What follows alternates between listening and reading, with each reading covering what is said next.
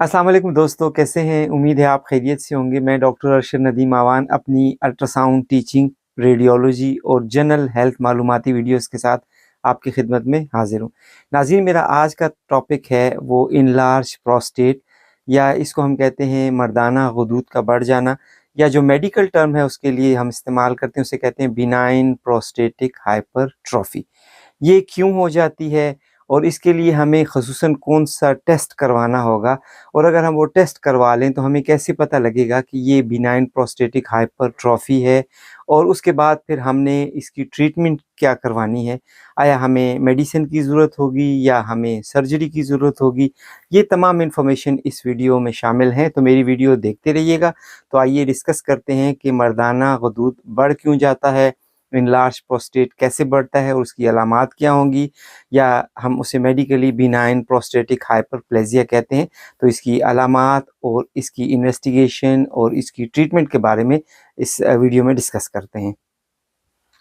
जहाँ तक मर्दाना गुदूद के बढ़ जाने का ताल्लुक है या इनलार्ज प्रोस्टेट का ताल्लुक है, या हम इसे बीपीएच या बिनाइन प्रोस्टेटिक हाइपरप्लेजिया कहते हैं, इसका ताल्लुक है, तो इसकी अलामात कुछ इस तरीके से होंगी कि मरीज़ आपको कंप्लेन करेगा कि उसको पेशाब की हाजत बार बार पेश आ रही है। कुछ लोग जो हैं वो अपना पेशाब जो है बाथरूम तक जो है नहीं पहुंचा सकते। बाज़ औक़ात रास्ते में ही उनका पेशाब जो है वो निकल जाता है, शलवार गीली हो जाती है। कुछ लोगों में जो है वो कतरा-कतरा पेशाब करके आता है। तो ये एक ख़ास तरह की अलामात हैं, उन लोगों में होती हैं जिनमें कि प्रोस्टेट तो बढ़ जाता है लेकिन वो पेशाब के रास्ते को ब्लॉक नहीं करता, बल्कि उसको हर वक़्त इरिटेट करता रहता है। तो मरीज़ बार-बार जाता है पेशाब के लिए, उसका मसाना खाली नहीं होता और वो फिर दोबारा आता है। तो ये प्रोस्टेट जो है इसको हम एनलार्ज प्रोस्टेट भी कहते हैं, लेकिन इसकी साइज़ पर हम थोड़ी देर बाद बात करते हैं। इसके साथ-साथ कुछ दूसरे तरह के लोग होते हैं कि उनमें पेशाब बंद हो जाता है। वो पेशाब रुक-रुक कर आता है, पेशाब खुल कर नहीं आता। मरीज़ हेज़िटेंसी फ़ील करता है, वो बैठा रहता है, उसको यूरिन नहीं आता, या वो खड़ा रहता है, उसको यूरिन नहीं पास होता, और अगर थोड़ा-सा यूरिन पास हो भी जाए तो बाकी यूरिन जो है वो स्टॉप हो जाता है। तो ये वो कैटेगरी है जिसमें प्रोस्टेट इतना एनलार्ज होता है कि वो पेशाब का रास्ता जो है वो ब्लॉक कर देता है।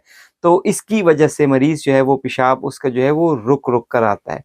कुछ तरह इन दोनों तरह की हालात में बाज़ लोगों में जो है मसाने में दर्द महसूस होता है, बाज़ लोगों में जो है कमर में दर्द महसूस होता है, बाज़ लोगों में जो है पेशाब में थोड़ा-थोड़ा सा खून जो है वो आने लग पड़ता है। तो ये सारी की सारी अलामात अगर मरीज़ में महसूस हो रही हों, तो ये कन्फर्म करती हैं कि इस मरीज़ को जो है वो इनलार्ज प्रोस्टेट है, या इसको हम बिनाइन प्रोस्टेटिक हाइपरप्लेजिया कहते हैं, या आम फ़हम लफ्ज़ों में मर्दाना गुदूद का बढ़ जाना इसको कहा जाता है। अगर ये अलामात जो कि आपसे मैंने डिस्कस की इस वीडियो में, अगर आप में कोई ऐसी अलामात मौजूद हैं, तो आपने सबसे पहले अपने यूरोलॉजिस्ट से मशवरा करना है। वो डॉक्टर जो कि प्रोस्टेट को डील करता है, उसको हम यूरोलॉजिस्ट कहते हैं। तो आपने यूरोलॉजिस्ट की अपॉइंटमेंट लेनी है और यूरोलॉजिस्ट से आपने कॉन्टैक्ट करना है। तो यूरोलॉजिस्ट का सबसे पहले एक्शन ये होता है कि वो आपका एग्ज़ामिनेशन करता है, उसे हम डिजिटल रेक्टल एग्ज़ामिनेशन कहते हैं। इस एग्ज़ामिनेशन के ज़रिए वो देखता है कि आया आपका प्रोस्टेट बढ़ा हुआ है या नहीं, या स्मूथ है या इर्रेगुलर है। तो कुछ इन्फॉर्मेशन उसको क्लिनिकली एग्ज़ामिनेशन पे हो जाती है। बाज़ औक़ात बाज़ मरीज़ इस एग्ज़ामिनेशन में अनईज़ी फ़ील करते हैं, वो करवाना पसंद नहीं करते, तो फिर हमारे पास दूसरा रास्ता होता है और हम उसको कहते हैं KUB examination, kidney ureter bladder examination, pre wide and post wide. ये बहुत इंपॉर्टेंट पॉइंट है कि आपको ये पता होना चाहिए कि आप प्रोस्टेट के लिए जो एग्ज़ामिनेशन करवा रहे हैं, वो अल्ट्रासाउंड क्या है, उसमें क्या-क्या चीज़ें शामिल हैं। तो अल्ट्रासाउंड जब आप करवाते हैं, तो उसमें आपकी किडनीज़ शामिल हैं, आपका ब्लैडर शामिल है, आपका प्रोस्टेट शामिल है, और उसके बाद आपको भरे हुए मसाने पर एग्ज़ामिनेशन करके देखा जाता है कि कितना फ्लूइड है। फिर आपसे कहा जाता है आप जाके पेशाब करके आएँ, और फिर दोबारा आपको देखा जाता है, और फिर देखा जाता है कि आया अब पेशाब कितना रह गया है, मसाने में कितना पेशाब रह गया है। तो इससे ये अंदाज़ा होता है कि अगर प्रोस्टेट इनलार्ज है, तो आया वो आपके पेशाब या मसाने के खाली होने में रुकावट तो नहीं क्रिएट कर रहा। अगर वो रुकावट क्रिएट कर रहा है, तो ऐसी सूरत में हम कहते हैं कि अब आपको ऑब्स्ट्रक्शन है, और इस ऑब्स्ट्रक्शन के लिए या तो आपको कैथेटर लगा दिया जाता है, या फिर आपको एडवाइस किया जाता है कि आप इसकी सर्जरी करवाएं। तो उसके लिए आपने जो है आपने अल्ट्रासाउंड करवाना है और अल्ट्रासाउंड पे आपको किडनीज की स्टेटस का पता लग जाएगा कि अगर पेशाब में रुकावट है तो उसने गुर्दों पर जाकर कोई इफेक्ट तो नहीं किया, क्योंकि अगर पेशाब में रुकावट बड़े अरसे तक रहे तो यही पेशाब जो है बजाय बाहर निकलने के वापस किडनी गुर्दे की तरफ आता है और इससे गुर्दा डैमेज होता है। दूसरी बड़ी बात ये कि आपने जो है ये देखना है कि पेशाब जो प्रोस्टेट है वो अगर इनलार्ज है तो वो आया इतना इनलार्ज है कि उसने पेशाब में रुकावट पैदा की हुई है या नहीं।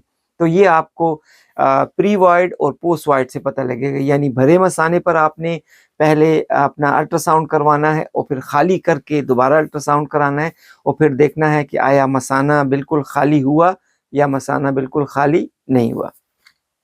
इसके बाद हम ये बात करते हैं कि आया प्रोस्टेट कितना होना चाहिए। आपको याद रखना चाहिए कि 30 मिलीग्राम से प्रोस्टेट कम हो तो ये नॉर्मल प्रोस्टेट है, और 30 मिलीग्राम से प्रोस्टेट ज़्यादा हो जाए तो हम कहते हैं इसका प्रोस्टेट जो है वो इनलार्ज हो गया। 30 ग्राम से अगर वो जो है 40 और 50 के दरमियान है, 30 से 40 के दरमियान, हम इसको कहते हैं माइल्ड इनलार्ज, ये बहुत कम डिग्री है। लेकिन अगर 40 से वो ज़्यादा है तो हम इसे कहते हैं ये मॉडरेटली इनलार्ज है। लेकिन अगर वो 70 से ज़्यादा है तो हम कहते हैं ये वाकई इनलार्ज है और इस वक्त इसको जो है वो ऑपरेशन की ज़रूरत है, क्योंकि किसी वक्त भी ये पेशाब को ब्लॉक कर सकता है और मरीज़ को तकलीफ़ हो सकती है। और अगर इतना इनलार्ज है तो इस सूरत में बाज़ औक़ात मरीज़ में हम कैथेटर डालते हैं तो वो कैथेटर भी जो है इंसर्ट नहीं हो सकता। तो जहाँ तक इसकी इन्वेस्टिगेशंस का ताल्लुक है तो इन्वेस्टिगेशन पे मैंने आपको बता दिया कि आपने जो है डिजिटल रेक्टल एग्जामिनेशन करवाना है, उसके बाद आपने ultrasound केयूबी, pre wide, post wide and prostate का जो है आपने अल्ट्रासाउंड करवाना है, और उसके बाद अगर प्रोस्टेट इनलार्ज है तो फिर तीसरा टेस्ट जो हम करवाते हैं उसे कहते हैं PSA, prostatic specific antigen. Prostatic specific antigen से हमें ये अंदाज़ा होता है कि आया ये बिनाइन है या ये कहीं मैलिग्नेंट या कैंसर की तरफ तो नहीं जा रहा, क्योंकि बहुत ज़्यादा इनलार्ज PSA जो है या हाई एलिवेटेड PSA जो है वो कैंसर को प्रिडिक्ट करता है। तो ये 3 चीज़ें आपने हर सूरत में एक ऑर्गेनाइज तरीके से करवानी है ताकि आपको कंफर्म हो सके कि आप बिनाइन प्रोस्टेटिक हाइपरप्लेजिया की कौन सी डिग्री पे हैं, या आप मर्दाना गदूद जो आपका इनलार्ज है तो वो कितना इनलार्ज है।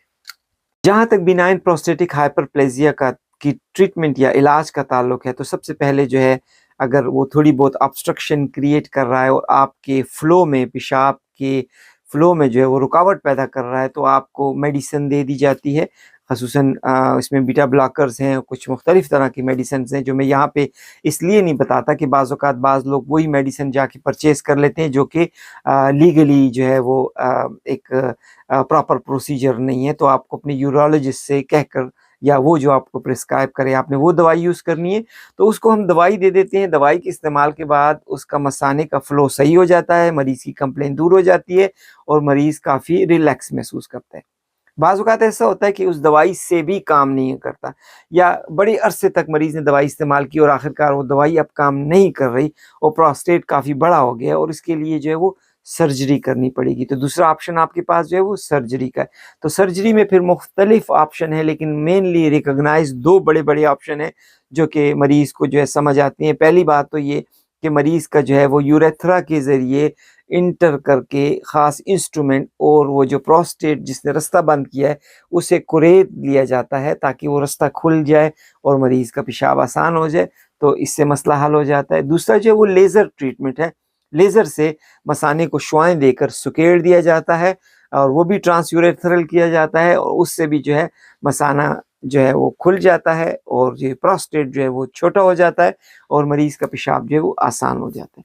और अगर प्रोस्टेट काफ़ी इनलार्ज है और काफ़ी कॉम्प्लिकेशन है तो ऐसी सूरत में ओपन प्रोस्टेटेक्टोमी की जाती है। मरीज़ का ऑपरेशन करके ऊपर से चीरा जाता है और प्रोस्टेट को निकाल दिया जाता है। ऐसी सूरत में मरीज़ जो है वो बिल्कुल ठीक हो जाता है। तो ये तीनों चीज़ें जो हैं आपके पास अवेलेबल हैं, ये डिपेंड करती हैं कि आपके प्रोस्टेट का साइज़ कितना है और आपका प्रोस्टेट आपको कितनी तकलीफ़ दे रहा है, कितनी ऑब्स्ट्रक्शन पैदा कर रहा है, कितनी प्रॉब्लम्स आपको दे रहा है, आया वो गुर्दे को कोई नुकसान पहुंचा रहा है या नहीं। तो इस सूरत में इस चीज़ों को मद्देनज़र रखते हुए आपकी ट्रीटमेंट जो है वो डिसाइड की जाती है।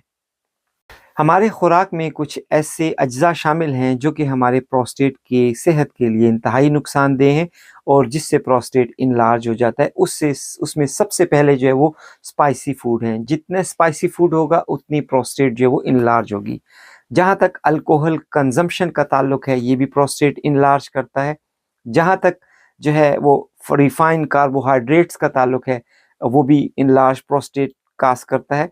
कैफ़ीन की मिकदार अगर ज़्यादा हो जाए तो ये प्रोस्टेट इनलार्ज कर देती है। इसके साथ साथ अगर बॉडी में फाइबर्स या हमारे खुराक में फाइबर्स की मिकदार कम है तो इसमें भी जो है प्रोस्टेट की इनलार्जमेंट का ख़तरा होता है। वो रिफाइंड फूड जो हम इस्तेमाल करते हैं उसमें कुछ केमिकल्स में या ऐसे इंग्रेडिएंट्स होते हैं जो कि प्रोस्टेट की हेल्थ के लिए मुनासिब नहीं होते, जिसे हम प्रिजर्वेटिव कहते हैं। तो प्रिजर्वेटिव के यूज़ के बाद जो है आप देखते हैं कि प्रोस्टेट जो है वो इनलार्ज हो जाता है।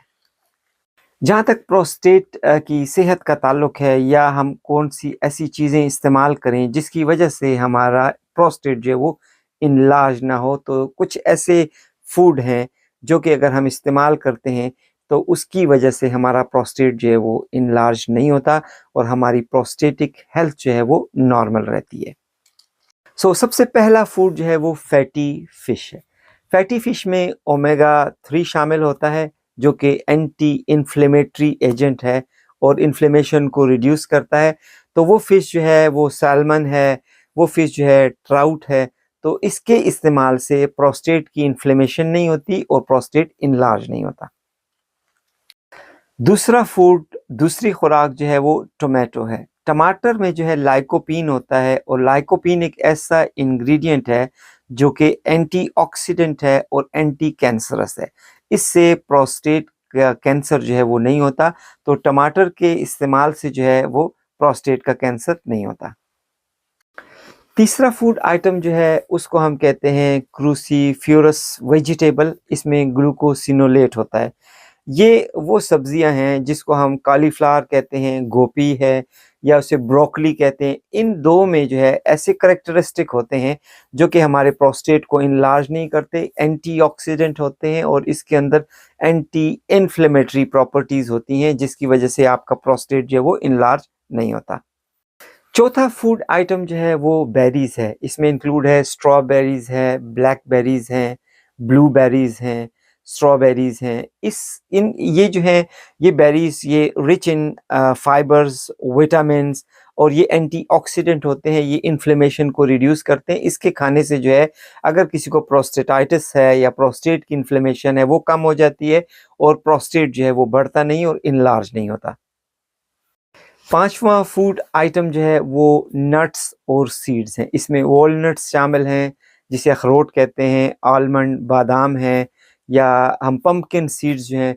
ये इन सब में जो है वो हेल्दी फैटी एसिड्स होते हैं और इस हेल्दी फैटी एसिड्स की वजह से जो है एंटी इन्फ्लेमेटरी प्रॉपर्टीज़ इसके अंदर होती हैं और ये हमारे प्रोस्टेट की हेल्थ के लिए बहुत अच्छे होते हैं। फूड आइटम में जो छठा आइटम है वो ग्रीन टी है।